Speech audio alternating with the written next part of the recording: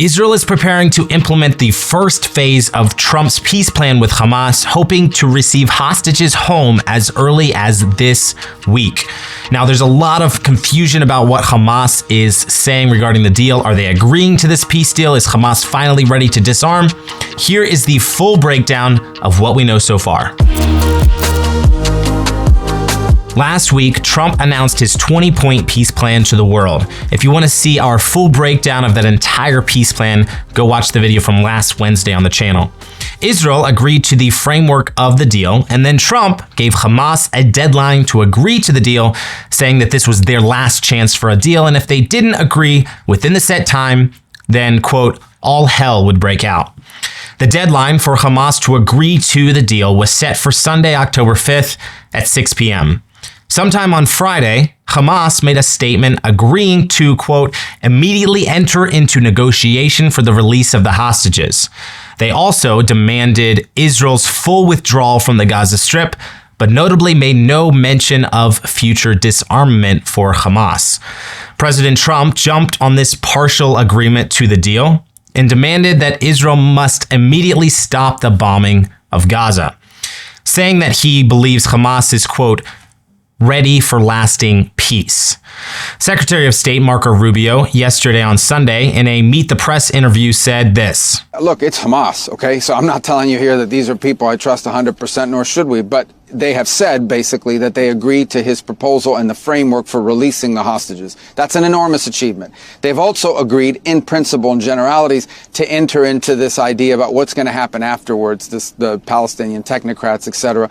Senior Hamas political bureau official, whose name is Mahmoud al-Mardawi, made a statement late on Sunday night denying an earlier report from someone from Hamas who said that Hamas would be willing to disarm.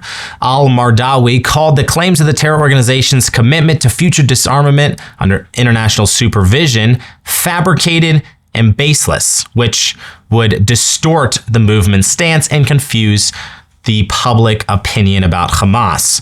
The future disarming of Hamas in the Gaza Strip is a key component of Trump's 20-point deal.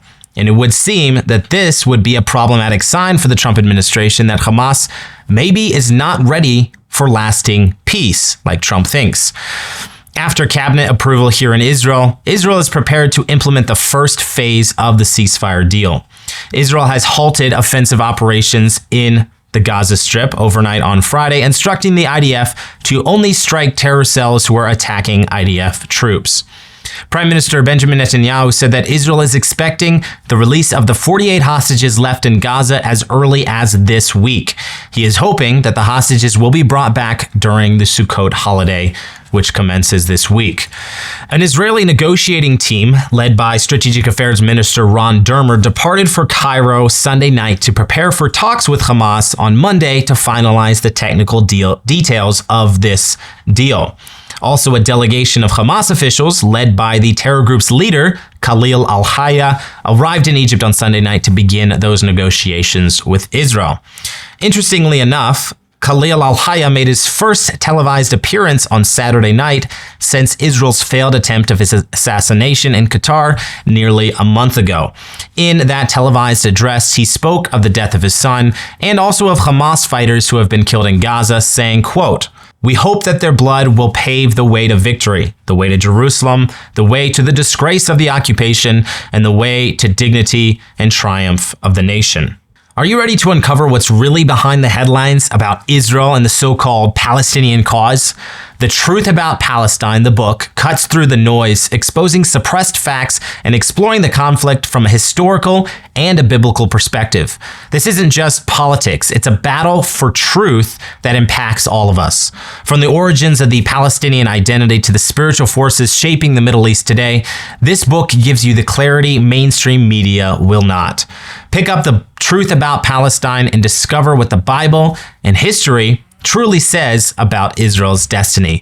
The link is in the description below.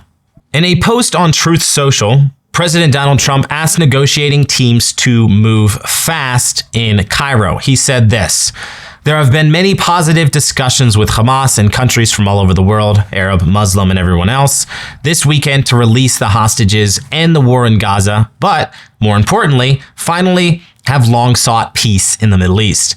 These talks have been very successful and proceeding rapidly.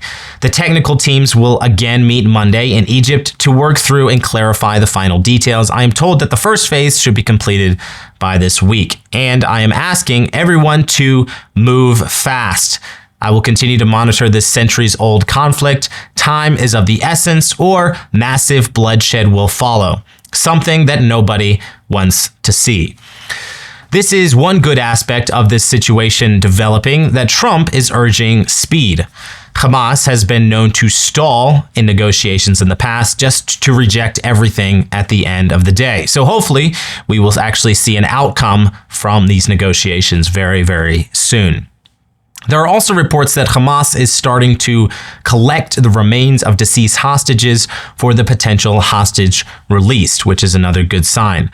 Trump has issued another threat to Hamas, saying that they face, quote, total obliteration if they refuse to cede control of the Gaza Strip. In Israel, the chief of staff of the IDF, Lieutenant General Eyal Zamir, said that if talks break down, the IDF is ready to resume fighting. Israel's defense minister, Israel Katz, said, quote, we now expect the first phase of the Trump peace plan to be carried out in the near future, including the immediate release of all the hostages. The IDF is in the heart of Gaza City and is ready for any possibility.